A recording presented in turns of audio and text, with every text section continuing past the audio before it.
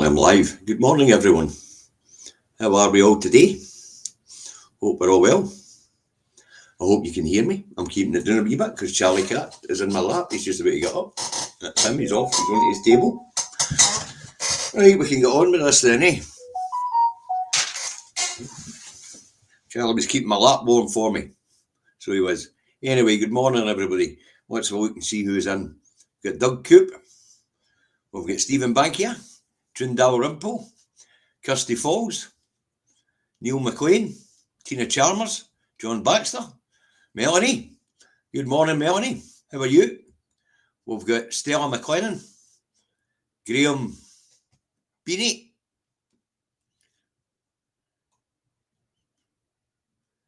got Jim Soralpa. Good morning, Christina. Good morning, Lorna. Good morning, Reagan Elite. Good morning, Stephen Nicol. Good morning, Hootsman. Morning, Scott. Nice day in Lanark, is it? Morning, Mark Telfer. Linda D. Graham Eason. Stephen Nicol. And the other Davy. Morning, Eddie.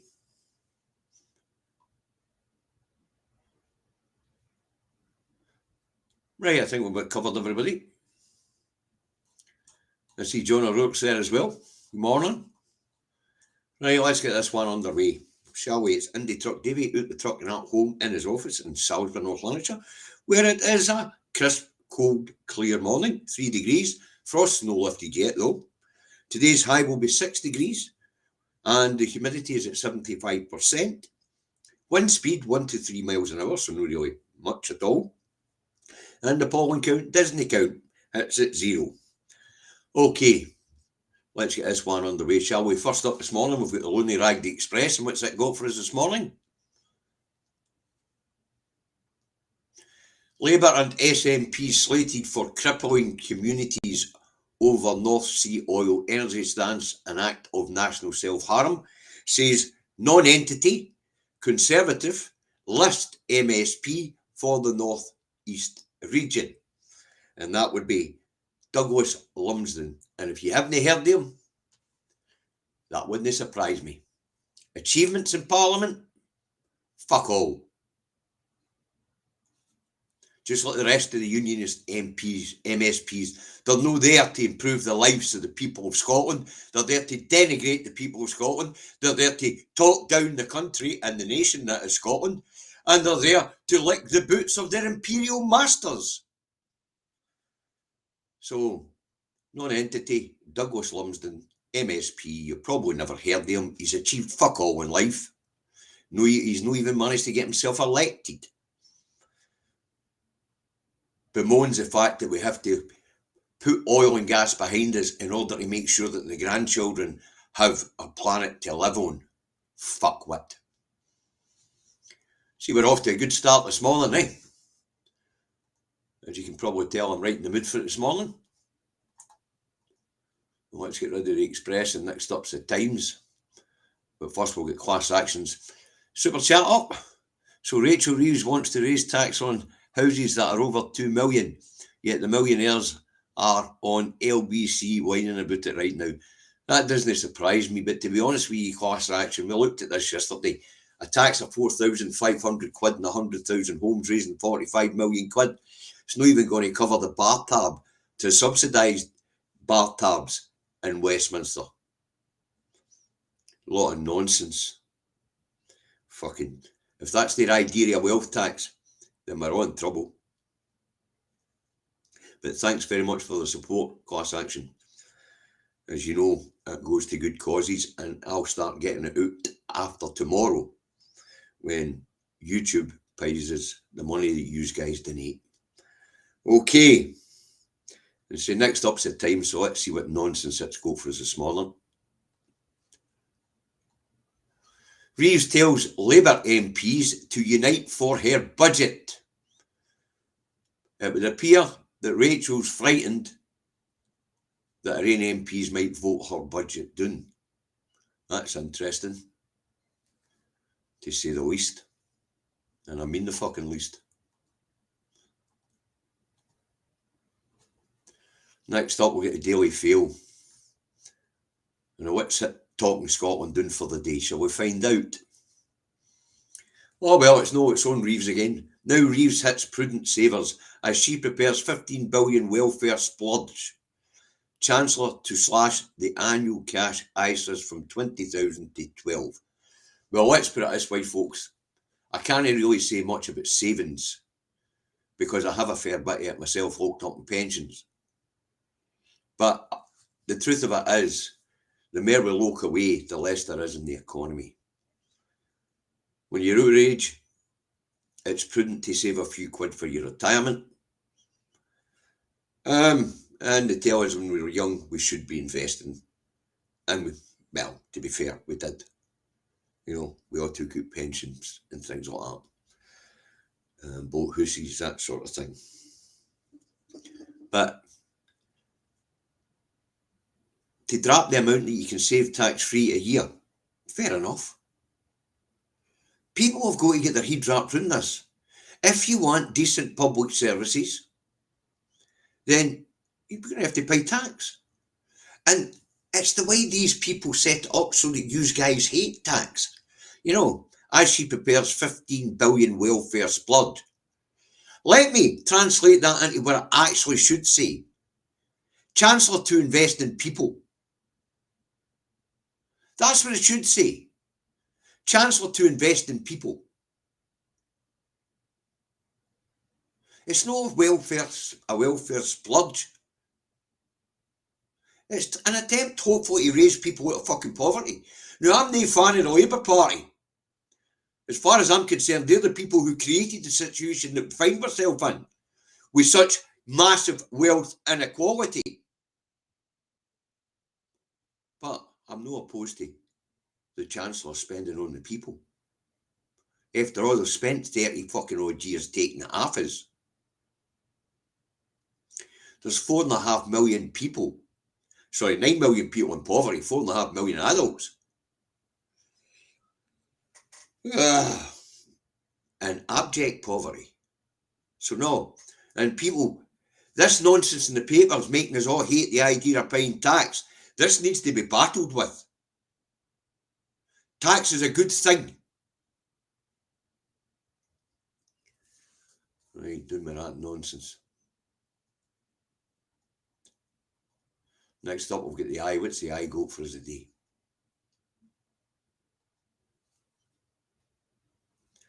Mansion tax will cause Labour a whole world of trouble in budget, warns top economist. Top economist? Who are we talking about here? We're talking about the idiot that heads up the Institute for Fiscal Studies. The Institute for Fiscal Studies, the Institute for Economic Affairs, Tufton Street trash. That's what they are. And Paul Johnson and his IFS have got fuck all right so far. And we've seen what the Institute for Economic Affairs did with Truss's fucking budget. Why we get this shite for these rags and the fucking television companies telling us that these people are respectable think tank. They're not respectable. And nobody knows who's fucking financing these muppets. What we do know is they'll never get their sums fucking right. Never. Respectable think tank. Top economist. Paul Johnson. Aye, my arse. O-level fucking, or whatever the equivalent is doing that road in fucking maths. That's about it. Spanner. Top economist, my arse. Yeah, respected think tank, my arse. Next up in National.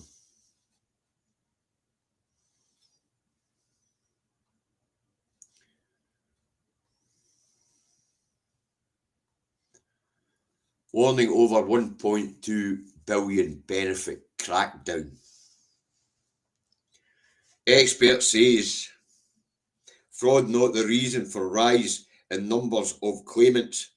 An expert actually got it fucking right for a change. Wow. And he slates Reeves' push to cracked down on 1.2 billion of benefit fraud. A 90 billion benefit budget. And it's no fraud, most of it's mistakes made by the government and overpaying people. But the experts right. The reason for the rise in numbers of claimants is that the UK economy is in contraction, so there are more people unemployed. Unemployment down that road's at 5%. 5%. Here it's 3.7%. But as I was saying yesterday,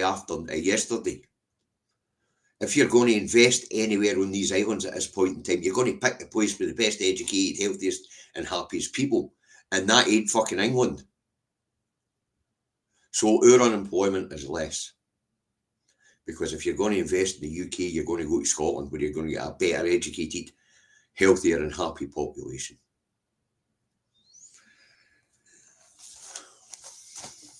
But this nonsense, it's always punch down, punch down, punch down. Look fucking up, Rachel, because that's where the problem is. Up. Don't punch down.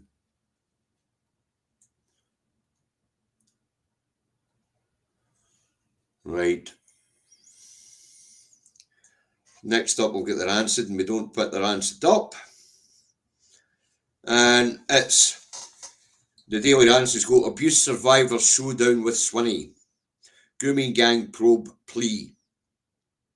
Here's another fucking plea. Going to just chuck it. Just bloody well chuck it, Daily Rancid. I mean, these bloody public inquiries are costing us a fucking fortune. 58 million at the last count so far. Public inquiries are just a fucking waste of public money, because the outcome of public inquiries are never fucking implemented. You get a public inquiry, it costs a 2-3 million quid, 5 million quid, 10 million quid, 25 million quid, and all the recommendations goes in the fucking shredder. So just chuck it, Rancid. They're just a waste of fucking money. I wonder what that COVID inquiry just cost us. No lessons to be learnt there. Next up, we'll get the Scotsman. What's it go for us this morning? Well, that actually makes the last point I made very well. And it's funny that, because I wrote the last bit before I seen this fucking headline. Eye-watering bill for Scots public inquiries tops 250 million. Well, it appears the Scotsman has the same attitude towards it as me. Just stop wasting the fucking money. Nobody ever implements any of the findings. So that was quite timely, that one, for the Scotsman. That agrees with me this morning. So it does. As I say, it's a way of wasting public money. You'll get opposition MSPs. Oh, inquiry, we require inquiry. And $250 million disappears each year at the public purse, which could be spent on fucking public services. Just fucking behave. You want an inquiry? Appoint a couple of people, say, look at this, and tell us what you think. Oh, and by the way, you're going to do it for the price of your fucking dinner. Okay. The Herald has. Let's have a look.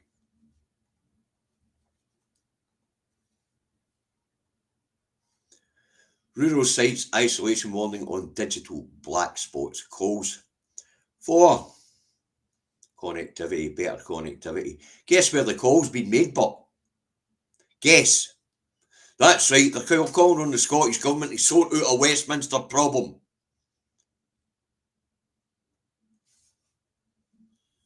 Connectivity and communications is reserved. But so far, Scotland would actually be a digital fucking backwater if it wasn't for the fact the Scottish Government has plugged the gap on a reserved matter again. Because if they didn't, Scotland would be a digital black spot. Because Westminster's not spent a fucking dime.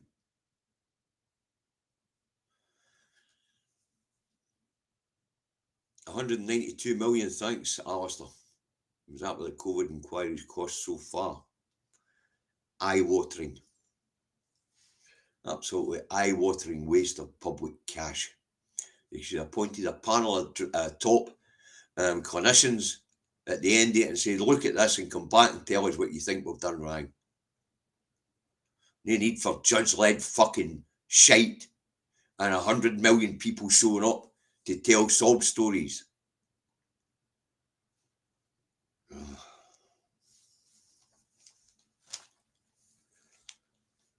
Anyway, back to rural sites and digital connectivity. As I was saying, Westminster hasn't spent a fucking dime in Scotland, even though it's a reserved matter. So they're shouting at the Scottish Government to fix it when it's a reserved matter. Typical unionist tactic. Right, after the Herald, we have the Guardian. What nonsense has it got for us this morning? Victory for carers after inquiry into debt scandal. Now, what's this about? Well, it's about carers down that road being denied benefits. So there's been an inquiry into the situation. In this case, it was needed. And they found that the government has inadvertently left hundreds of thousands of people, carers, with debt because they hadn't received benefits that were due. So it's going to cost the public purse to sort it out, which is only correct. Thank you very much, Pete's Music. Thank you. As I say, tomorrow I'll go to the bank. I'll get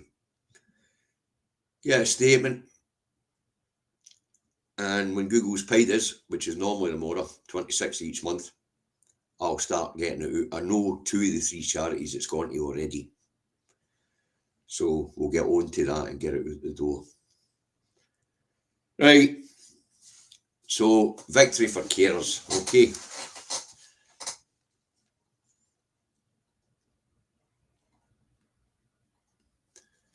Right, after the Guardian, we have the Tory graph, which I don't seem to fucking have, so I better go and get it. That won't take long.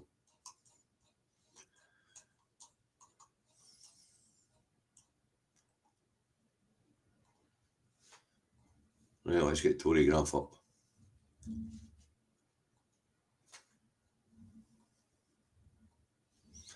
BBC in disarray over bias claim. Now, I've looked at this bias shit. And what the BBC are being accused of being biased on is actually the mirror reflection of what the truth is. They're being accused of being left-wingers, and they're being accused of being pro-Palestine. Now, for what I can make out of what's been going with the BBC over the Israel-Gaza situation, the BBC has been pushing Israel's narrative. And as for being left-wing or left of centre as an organisation, fucking heard it. They've been pushing Farage in the right wing more than anybody else. You couldn't make it up. Well, I guess you can make it up. Right, after the Telegraph we have the scum. And we don't put the scum up, so what's it go for this morning? It's on a crime story, or a wedding story, depending on what way you want to look at it, and it's Fiend's Nick nuptials. Wife abused sickle, ties knot in Barrel, rapist hubby. So there you go. Apparently, some convicts just get married in Barrel. And he's in there for beating up his first wife, I believe. And sexually abusing her. Charming chap. Sounds like a charming chap. Sounds like an absolutely charming chap. Next up should be the metal. Let's get metal up. This one's got a good news story for the people of England and Wales. We have a different legal system. Landmark day for new protection orders, 100,000 abuse victims safer. And that's got today with DAPOs. Domestic abuse protection orders, of which there have been 1,000 issued now in England and Wales. And according to the Metro, they have been spearheading the campaign. It's a picture of Jess Phillips congratulating themselves on the issuing of 1,000 protection orders for domestic abuse. The mere fact that there has been 1,000 issued, even in a population as big as England, is still 1,000 too many. But these domestic abuse protection orders, if they work to keep people safe, then it's a good thing. And as I say, it's a good news story for England and Wales. We've got a different system here, different legal system altogether, as we are aware down that road. Quite a few years come up here and fulfil all it with things like consumer law and things like that. Right. Normally I would put the book down for this one, but I'm going to see if I can remember what it is I actually looked into here. So next up we'll get the Star. Let's get it up. And what's the Star got for us this morning? Darts Ace backs campaign to make MND hero Seinfeld knight. Look, arise, Sir Kevin. Now, I had no idea what this story was all about, so I had to go and have a wee look. And I don't normally have to do that with the Star. And it's a guy called Kevin Seinfeld, whose rugby player friend Rob Burrows, who's since passed and has recently had an MND centre opened in his memory in Birmingham. Well, this fella, Kevin Seinfeld, he's been working hard raising funds for research into MND ever since his friend Rob Burrow, the rugby player, died of MND. I didn't know nothing about either of them. I don't really watch darts. I don't watch rugby. But his friends are calling on the Crown to knight him for the good work he's been doing for the MND charities. So there you go. That's the rubbish that's in the papers today, folks. Really is rubbish, to say the least. So it was. And so there you have it. Oil and gas policies hurting and budget warnings and pressure on Swinney to have an inquiry into grooming gangs. Right, that's it for this morning. Be back tomorrow morning with the other David to be day it all over again. So look after yourselves. Thanks very much for your contributions today. I'm off to do the dishes. Oh, sorry, I'm off to put the dishes in the dishwasher. Right, I'll catch you all tomorrow. Bye for now.